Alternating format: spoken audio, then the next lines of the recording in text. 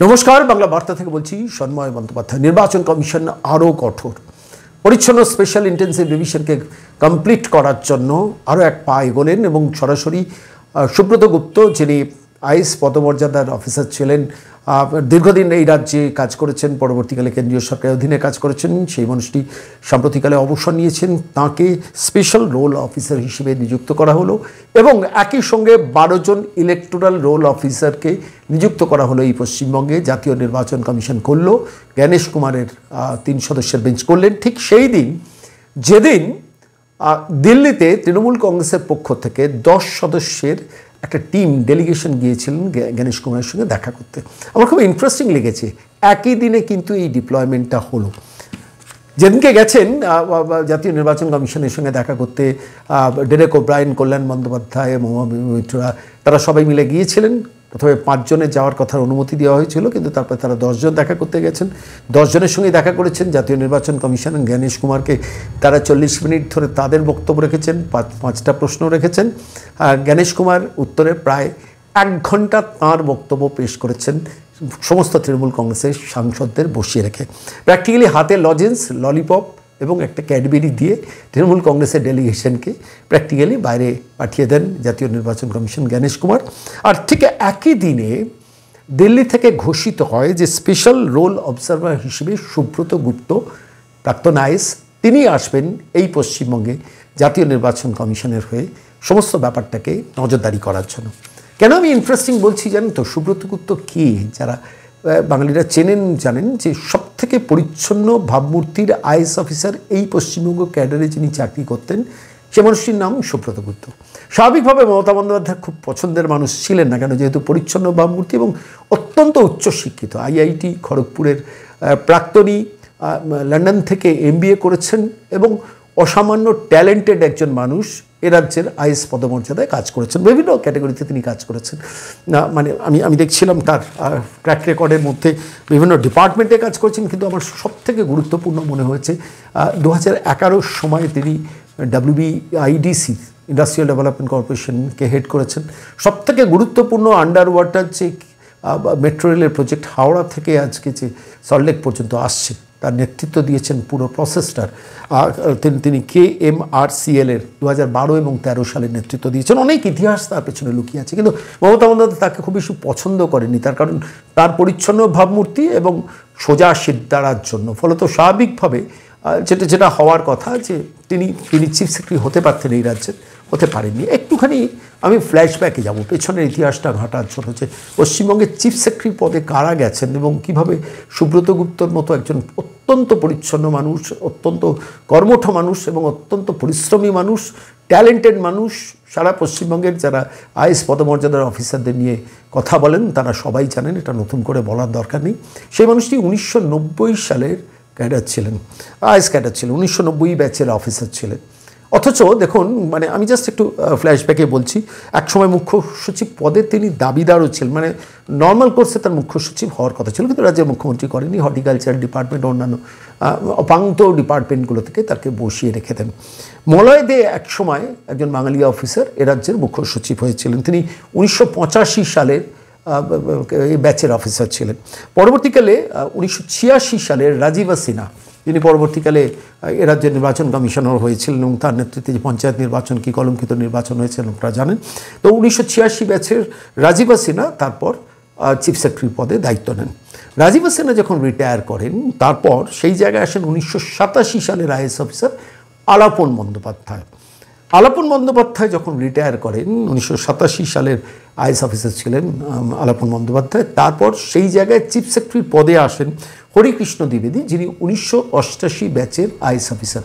অর্থাৎ 1987 সালের Alapan Bandyopadhyay IAS officer ছিলেন ক্যাডার, সেখান থেকে তিনি রিটায়ার করার পর সঙ্গে সঙ্গে 1988 সালের আইএস অফিসার হরিকৃষ্ণ দ্বিবেদীকে নিযুক্ত করা হয়। এরপরে যাদের আসার কথা ছিল হরিকৃষ্ণ দ্বিবেদী রিটায়ার করার পর, অনিল বার্মা এবং অত্রি ভট্টাচার্য, এদের দুজনকেই মমতা বন্দ্যোপাধ্যায়ের নাপসন্দ ছিল, ফলত এনাকেও জায়গা পাননি। সেই জায়গায় 1988 সালের হরিকৃষ্ণ দ্বিবেদীর ঠিক পরেই 1989 সালের ব্যাচের অফিসার ছিলেন বিপি গোপালিকা। বিপি গোপালিকা চিফ সেক্রেটারি হিসেবে এ রাজ্যের চিফ সেক্রেটারি হিসেবে দায়িত্ব নেন। 1989 ব্যাচের অফিসার ছিলেন বিপি গোপালিকা। এরপরই স্বাভাবিক গতিতে 1989-এর বিপি গোপালিকা রিটায়ার করার পর যার এ রাজ্যের মুখ্য সচিবের দায়িত্ব নেওয়ার কথা ছিল সে মানুষটির নাম হচ্ছে সুব্রত গুপ্ত। সুব্রত গুপ্তকে 1990 সালে 1989 সালে বিপি গোপালিকা আইএস অফিসার হিসেবে চিফ সেক্রেটারি হিসেবে তার টেনিয়ার শেষ করার পর নর্মাল কোর্সেই সুব্রত গুপ্ত 1990 সালের ব্যাচের অফিসার ছিলেন, ফলত তাঁর চিফ সেক্রেটারি হওয়ার কথা ছিল। তাঁকে না করে মমতা বন্দ্যোপাধ্যায় 1991 সালের মনোজ পানকে চিফ সেক্রেটারি পদে বসিয়ে দেন। অর্থাৎ 1989 সালে বিপি গোপালিকা, 1990 সালে সুব্রত গুপ্ত, 1991 সালে মনোজ পান্ত। তাহলে 1989-এ বিপি গোপালিকার পরে জাম্প করে সরাসরি সুব্রত গুপ্তকে 1990 সালের অফিসারকে চিফ সেক্রেটারি না করে 1991 সালের মনোজ পান্তকে চিফ সেক্রেটারি করে দেন মমতা বন্দ্যোপাধ্যায়। তার কারণ মনোজ পান্ত ছিলেন মমতা বন্দ্যোপাধ্যায়ের কাছে ইয়েসম্যান, ফলত স্বাভাবিকভাবে মনোজ পান্তকে বসান। সুব্রত গুপ্ত তিনি আঁচ করতে পেরেছিলেন পুরো পরিস্থিতিটা, ফলত স্বাভাবিকভাবে তিনি দিল্লিতে নিজের ট্রান্সফার চেয়েছেন, কিন্তু এ রাজ্যের মুখ্যমন্ত্রী মমতা বন্দ্যোপাধ্যায় সেটা অ্যালাউ করেননি। তার অবসরের সময় যখন খুব কাছে চলে আসে 2024, তার আগে তাকে রিলিজ করেন এবং দিল্লিতে গিয়ে অত্যন্ত গুরুত্বপূর্ণ পদে সেখানে নরেন্দ্র মোদী সরকার তাকে নিযুক্ত করেন। আমি দেখছিলাম সেই এন্টায়ার প্রসেসটার মধ্যে সুব্রতবাবু যখন দিল্লিতে চলে যান তাকে secretary to the ministry of food processing industries হিসেবে তাকে দায়িত্ব দেওয়া হয়। ফলত স্বাভাবিকভাবে এরকম একটি মানুষ ডক্টর সুব্রত গুপ্ত, যিনি আইআইটি খড়গপুরের প্রাক্তনী, যিনি লন্ডন থেকে MBA করেছেন এবং পশ্চিমবঙ্গ ক্যাডারে বলা হয় যে এত ট্যালেন্টেড এবং এত মেধাবী এবং এত পরিচ্ছন্ন মাপের কোনো আইএস অফিসার সাম্প্রতিককালে আসেনি। অন্যান্যদের সব গুণ স্বীকার করেও এই কথাটা সবাই স্বীকার করেন, কিন্তু সিদ্ধাটা সোজা, ফলত মমতা বন্দ্যোপাধ্যায় তাকে পছন্দ করবেন না, এটাই স্বাভাবিক। সেই মানুষটি রিটায়ার করেছেন, তাকে কিন্তু জ্ঞানেশ কুমার টেনে নিলেন জাতীয় নির্বাচন কমিশন। তাকে যে পদটা দেওয়া হলো সেই পদটা খুব ইন্টারেস্টিং। সেটা হচ্ছে মানে তাকে পদটা দেওয়া হলো স্পেশাল রোল অবজারভার, অর্থাৎ তাকে যে নিযুক্ত করা হলো গতকাল স্পেশাল রোল অবজারভার হিসেবে তাকে নিযুক্ত করা হলো এবং তার সঙ্গে 12 জন ইলেকটোরাল রোল অবজারভারকেও কিন্তু জ্ঞানেশ কুমার নিযুক্ত করে দিলেন। এখন প্রশ্নটা হচ্ছে স্পেশাল রোল অবজারভার তাঁর দায়িত্বটা কী? আমি দায়িত্ব ঘাঁটতে গিয়ে দেখছিলাম তার মূলত 3টে দায়িত্ব। সেটা পরিষ্কার হচ্ছে যে সংশোধনের প্রতিটি ধাপ যেন যথাযথভাবে হয় তা নিশ্চিত করা, অর্থাৎ স্পেশাল ইন্টেন্সিভ রিভিশন পরিচ্ছন্নভাবে যাতে হয় সেটা দেখার মূল দায়িত্ব সুব্রত গুপ্তর। দ্বিতীয় হচ্ছে কোনো যোগ্য নাগরিকের নাম যেন ভোটার তালিকা থেকে না বাদ যায়, আর একই সঙ্গে কোনো অযোগ্য নাম যেন ভোটার তালিকায় ফাঁক তালে কোনো ERO, ARO, BLOর সৌজন্যে যেন নির্বাচক তালিকায় না ঢুকে যায়, সেটাকে এনশিওর করার মূল দায়িত্বটা হচ্ছে এই মানুষটির উপর সুব্রত গুপ্ত, যিনি প্রাক্তন মানে তিনি আইএস অফিসার ছিলেন, এই পশ্চিমবঙ্গ সরকারের প্রাক্তন সরকারি আধিকারিক হিসেবেও কাজ করেছেন। আর এছাড়াও নিয়ম করে নির্বাচন কমিশনকে এ রাজ্যের স্পেশাল ইন্টেন্সিভ রিভিশনের এই এন্টায়ার প্রসেসটা ঠিকঠাক মতো হচ্ছে কিনা তার রিপোর্টটা তিনি জাতীয় নির্বাচন কমিশনকে নিয়ম করে পাঠাবেন। তাহলে 3টে জিনিস হলো, একটা হচ্ছে সুষ্ঠু এবং সঠিকভাবে SIR হচ্ছে কিনা তিনি দেখবেন, দ্বিতীয় হচ্ছে কোনো এলিজিবল ভোটার যেন বাদ না যান, আবার নন এলিজিবল ভোটার যেন ভোটার লিস্টে না ঢুকে পড়েন, এটা দ্বিতীয় দায়িত্ব। তৃতীয় দায়িত্ব হচ্ছে নির্বাচন কমিশনকে টাইম টু টাইম তার রিপোর্ট তিনি পেশ করবেন। এই 3টি গুরুত্বপূর্ণ দায়িত্ব দিয়ে জাতীয় নির্বাচন কমিশন সুব্রত গুপ্তকে স্পেশাল রোল অবজারভারের পদে নিযুক্ত করলেন।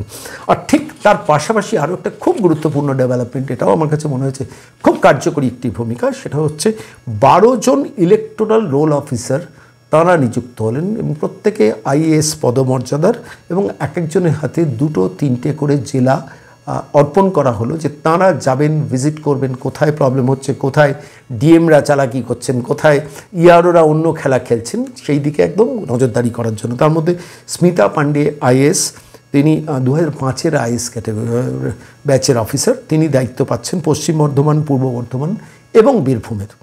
শ্রী তন্ময় চক্রবর্তী, তিনিও 2006-এর IAS অফিসার, তিনি দায়িত্ব পাচ্ছেন মুর্শিদাবাদ এবং মালদা, খুব সেন্সিটিভ দুটো জেলা। শ্রী রণধীর কুমার IAS 2006 সালের IAS অফিসার, তাঁকে দায়িত্ব দেওয়া হচ্ছে নর্থ 24 পরগনা এবং কলকাতা নর্থ, অর্থাৎ উত্তর কলকাতা এবং উত্তর 24 পরগনার দায়িত্ব পাচ্ছেন mister Randhir Kumar. Shri C Murugan IAS 2007, তিনি দায়িত্ব পাচ্ছেন সাউথ 24 পরগনা এবং দক্ষিণ কলকাতা। C মুরুগান দক্ষিণ চব্বিশ পরগনা এবং দক্ষিণ কলকাতায় অ্যাডজেসেন্ট দুটো জেলা। শ্রী আর অর্জুন আইএস অফিসার 2010 সালের ব্যাচের অফিসার, তিনি দায়িত্ব পাচ্ছেন কোচবিহার, আলিপুরদুয়ার, জলপাইগুড়ি। রাজীব কুমার, তিনি দায়িত্ব পাচ্ছেন হাওড়ার। নীলম মিনা পূর্ব মেদিনীপুর, পশ্চিম মেদিনীপুর এবং ঝাড়গ্রামের দায়িত্ব পাচ্ছেন। অশ্বিনী কুমার যাদব উত্তর দিনাজপুর, দক্ষিণ দিনাজপুরের দায়িত্ব পাচ্ছেন, তিনি 2001 সালের অফিসার। নিরঞ্জন কুমার, তিনি দায়িত্ব পাচ্ছেন দার্জিলিং এবং কালিম্পংয়ে। দেবী প্রসাদ কন্যান, ইনি দায়িত্ব পাচ্ছেন পুরুলিয়া এবং বাঁকুড়ার। রচনা ভগত, ইনি দায়িত্ব পাচ্ছেন নদিয়ার। ডক্টর বিশ্বনাথ আইএস অফিসার, তিনি দায়িত্ব পাচ্ছেন হুগলির। এবং তাঁরা প্রত্যেকটা জেলা ভিজিট করবেন, জেলা শাসকদের সঙ্গে বসবেন, ইয়ারোদের সঙ্গে বসবেন, কোথাও কোনো গণ্ডগোল হচ্ছে কিনা, কোথাও কোনো ভেজাল মেশানো হচ্ছে কিনা। যে ভেজাল মেশানোর চেষ্টাটা প্রক্রিয়ার মধ্যে এসডিও এবং বিডিওদের জুড়ে দেওয়া হয়েছে। ইতিমধ্যে একাধিক অভিযোগ নির্বাচন কমিশনের দপ্তরে আসছে। জাতীয় নির্বাচন কমিশনার গণেশ কুমার কিন্তু সঠিকভাবেই 12 জন আইএস অফিসারকে বেছে নিলেন, যে 12 জন আইএস অফিসার একদম মমতা বন্দ্যোপাধ্যায়ের সবাই ইয়েসম্যান নয়, অন্তত যা রিপোর্ট ইন্টারনালি, আমি তার ভিত্তিতেই আপনাদের কাছে বলছি। তাহলে বিষয়টা দাঁড়ালো কি, ইতিমধ্যে 3 জন অফিসারকে দিল্লি থেকে পাঠানো হয়েছে বিভিন্ন এই নির্বাচন কমিশনের দফতরটা দেখাশোনা করার জন্য, পুরো ব্যাপারটায় মনোজ আগরওয়ালকে সাপোর্ট করার জন্য। তার উপর স্পেশাল রোল অবজারভার হিসেবে সুব্রত গুপ্তর মতো অসামান্য একজন অফিসারকে, প্রাক্তন অফিসারকে পাঠানো হয়েছে পুরোটা দায়িত্ব দিয়ে, যে সারা পশ্চিমবঙ্গটা তিনি দেখভাল করবেন। এবং তারপর 12 জন ইলেকটোরাল রোল অফিসারকে নিযুক্ত করা হয়েছে এই পশ্চিমবঙ্গের চ্যাপ্টারটা দেখার জন্য। এবং প্রশ্নটা হলো যেটা জাতীয় নির্বাচন কমিশন করলো কেন, সবথেকে ইন্টারেস্টিং যেটা মনে হচ্ছে, যেদিন করলেন সেই দিন লজেন্স, ললিপপ আর একটা ক্যাডবেরি 10 সদস্যের অভিষেক বন্দ্যোপাধ্যায়ের পাঠানোর টিমের হাতে গণেশ কুমার ধরিয়ে দিলেন। সেই দিন করলেন যেদিন গণেশ কুমার প্রায় 1 ঘন্টা সবাইকে বসিয়ে রেখে নিজের বক্তব্য রাখলেন এবং দুটো খুব ইন্টারেস্টিং কথা বলেছেন আমার কাছে যেটা মনে হয়েছে। একটা হচ্ছে যেটা সারফেস এসছে, পরিষ্কার বলেছেন যে দেখুন কোনো রকম মিস ইনফরমেশন ছড়াবেন না, এটা পরামর্শ দিচ্ছি আপনাদের। আপনার রাজনৈতিক দল, প্রত্যেক রাজনৈতিক দলের অধিকার আছে কাজ করার, কিন্তু কোনো ভ্রান্তিমূলক তথ্য ছড়াবে না।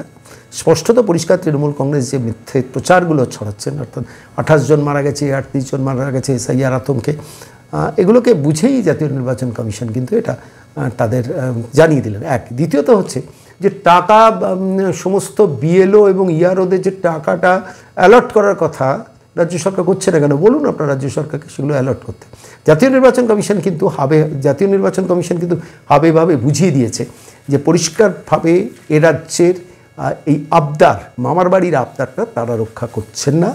এবং যখন তারা বেরিয়েছেন সেই সময় নোটিশটা ভাইরাল হয়ে গেল যে ইলেকটোরাল অফিসার 12 জন এবং সুব্রত গুপ্ত মাপের একজন অফিসারকে স্পেশাল ইলেকটোরাল অফিসার হিসেবে এই পশ্চিমবঙ্গে পাঠানো হচ্ছে। আমি সাম আপ করবো একটা কথা বলে, দেখুন জাতীয় নির্বাচন কমিশন হঠাৎ আজকে এই ডিসিশন নিয়ে তো এই লিস্ট তৈরি করেনি, এর পেছনে একটা হোমওয়ার্ক ছিল। সাম্প্রতিককালে গণেশ ভারতী যখন ডেপুটি নির্বাচন কমিশনার পশ্চিমবঙ্গ ভিজিট করে গিয়েছিলেন, প্রথমে উত্তর কলকাতা, দক্ষিণ কলকাতা, দক্ষিণ 24 পরগনা, উত্তর 24 পরগনা মিটিং করে গিয়েছেন, মালদা, মুর্শিদাবাদ, তারপরে সে নদিয়া, মুর্শিদাবাদ, তারপর সেখান থেকে চলে গিয়েছেন মালদা, তারপর পশ্চিমবঙ্গে আসেন, মানে কলকাতায় ফিরে আসেন, এসে বিরোধী দলকে মিট করেন, তারপর সেখান থেকে জেলা শাসকদের সঙ্গে নিউ টাউনে মিটিং করেন, করে দিল্লির পথে উড়ে যান। আমার নিজের ধারণার ডিসিশনটা সেই দিনকেই হয়েছিল। গণেশ ভারতী গিয়ে দিল্লিকে রিপোর্ট যেটা দিয়েছিল যে পশ্চিমবঙ্গে কিন্তু মনোজ আগরওয়ালের একার পক্ষে এই ভয়ানক একটা যে শক্তি পশ্চিমবঙ্গের ক্ষমতায় রয়েছে, যারা প্র্যাকটিক্যালি বাংলাদেশি ইনফিলট্রেটরদের সমস্ত নির্বাচনী প্রক্রিয়ার মধ্যে ঢুকিয়ে দেওয়ার ব্যবস্থা করছে, এদের রুখে দেওয়ার জন্য, আটকানোর জন্য একটা কোর টিম কিন্তু তৈরি করা দরকার। এবং সেই কোর টিমটা এমন টিম, যে টিমটা অন্তত এমন একজন মানুষকে সামনে রেখে করতে হবে যাতে আলটিমেটলি এন্টায়ার সিস্টেমটা পরিচ্ছন্ন হতে পারে। কারণ তার কারণে এখন যে পর্যায়ে এসে পৌঁছেছে, আজকে 29 তারিখ, প্র্যাকটিক্যালি নির্বাচন কমিশনের এসআইআর 4 তারিখে কমপ্লিট হওয়ার কথা এবং তারপর 9 তারিখে খসড়া তালিকা বেরোনোর কথা। ফলত সেই সময়টা খুব ক্রিটিক্যাল সময়। এই সময় দেখুন বিএলওদের দিয়ে জালিয়াতি করানোর প্রক্রিয়াগুলো তো যা করা তৃণমূল কংগ্রেস করেছে, অনেকটাই পারেনি, অনেক ক্ষেত্রে পেরেছে, এবং সেই বিএলওদের শাস্তির মুখে পড়তে হবে, এটা নতুন করে বলার অপেক্ষা রাখে না। তারা ওই লগ ইন আইডি শেয়ার করেছেন বিডিওদের, ইয়ারওদের পরামর্শ মতো, এবং তারা শ্রীঘরে যাবেন। এটা আমি বলছি না, বিহার সেটা অলরেডি ইতিমধ্যে দেখিয়ে দিয়েছে কোন ইআরও বা এইআরও বা বিএলও শাস্তির মুখে পড়েছেন, আমি সেটাতে যাব না। কিন্তু আমার কাছে যেটা মনে হয়েছে খুব ক্রিটিক্যাল, এই সময়টা কিন্তু নির্বাচন কমিশন মনে করেছেন সবথেকে বড় অ্যাসিড টেস্ট। তো প্রাথমিক অ্যাসিড টেস্টে কিন্তু নির্বাচন কমিশন উত্তীর্ণ হয়েছে বলা যেতে পারে। তার কারণ যেভাবে যে দ্রুততায় সমস্ত এত নন কোঅপারেশন সত্ত্বেও ৮০,০০০ বিএলওকে ফিল্ডে নামিয়ে কাজ করিয়ে বার করে নিয়ে এসছে। তার মধ্যে জল অনেকটা তৃণমূল কংগ্রেস মিশিয়েছে, অনেকটাই পারেনি। ফলত স্বাভাবিকভাবে সেইটাকে পরিচ্ছন্ন করার কাজটা একজন পরিচ্ছন্ন মানুষকে দিয়েই তো সম্ভব। কারণ একজন রাজ্যের শাসক যখন এতটা অপরিচ্ছন্ন হয়, একটা রাজ্যের রাজনৈতিক ক্ষমতাসীন রাজনৈতিক দল এতটা কলুষিত হয়, এত অপরিচ্ছন্ন হয়, এত নোংরামির আশ্রয় নেয়, এত মিথ্যাচারিতার আশ্রয় নেয়, এত কুৎসিত ন্যারেটিভ বিল্ড আপ করে, ফলত স্বাভাবিকভাবে সেই সময় দাঁড়িয়ে সুব্রত গুপ্তর মতো মানুষের বাঙালির ভীষণ দরকার ছিল। জাতীয় নির্বাচন কমিশন তাকে পাঠিয়েছেন। দেখা যাক ভবিষ্যৎ কোন পথে যায়। কিন্তু জাতীয় নির্বাচন কমিশন অসামান্য ক্ষিপ্রতায়, কিন্তু আমরা কেউ জানতেও পারিনি, আমরা কেউ বুঝতেও পারিনি, গত 7 দিনের প্রস্তুতিতে নির্বাচন কমিশন এই অফিসারদের বেঁচেছেন। এবার এই অফিসাররা নজর রাখবেন জেলা শাসক, যেসব জেলা শাসক জালিয়াতি করছেন, আমি বলছি যেসব ডিস্ট্রিক্ট ইলেকটোরাল অফিসাররা জালিয়াতি করছেন তারা চাপে পড়লেন। এবং অবশ্যই ইআরও যারা সেক্রেটারি এবং এইআরও বিডিও লেভেলটা তীক্ষ্ণ নজরে, কেন কয়েকশো অভিযোগ ইতিমধ্যে নির্বাচন কমিশনে এইসব বিডিওদের সম্বন্ধে পড়েছেন যারা জালিয়াতির ছকটা তৈরি করছেন। তারা তৈরি হন, তারা প্রস্তুত হন শ্রীঘরে যাওয়ার জন্য। নির্বাচন কমিশন কিন্তু অসামান্য ক্ষিপ্রতায় একটা যুগান্তকারী সিদ্ধান্ত নিলেন। সেইটা আগামী 1 মাস পশ্চিমবঙ্গের মাটিতে খুব ভাইটাল হবে। যে এই মানে বাংলা কথায় শব্দটা নেই যদিও, কিন্তু শব্দবন্ধটা খুব বহু উচ্চারিত খতরনাক শক্তি পশ্চিমবঙ্গে যারা বিরাজ করছেন, যারা বাংলাদেশিদের লক্ষ লক্ষ ইনফিল্ট্রেটারদের ঢুকিয়ে দেওয়ার চেষ্টা করছেন নির্বাচনী ভোটার লিস্টের মধ্যে, সেইটাকে আটকানোর জন্য গণেশ কুমার কিন্তু মোক্ষম চাল চাললেন। দেখা যাক ভবিষ্যৎ বলবে। কিন্তু 19 গণেশ কুমারকে অন্তত লজেন্স, বিস্কুট, টফি দিয়ে 10 জনের অভিষেক বন্দ্যোপাধ্যায়ের সাংসদদের টিমকে বিদায় করে এই নোটিফিকেশনটা জারি করলেন, যেখানে স্পেশাল অফিসার হিসেবে স্পেশাল রোল অফিসার হিসেবে নিযুক্ত হলেন সুব্রত গুপ্তর মতো মানুষ। আর 12 জন ইলেকটোরাল অফিসারকে দায়িত্ব দেওয়া হলো, যারা সবাই পদমর্যাদার আইএস অফিসার এবং সবাই মমতা বন্দ্যোপাধ্যায়ের ইয়েসম্যান নয়। আপাতত এইটুকুই। চোখ রাখবেন বাংলা বার্তায় লেটেস্ট আপডেট নিয়ে প্রতিদিন সকাল 8টায় ফিরে আসবো।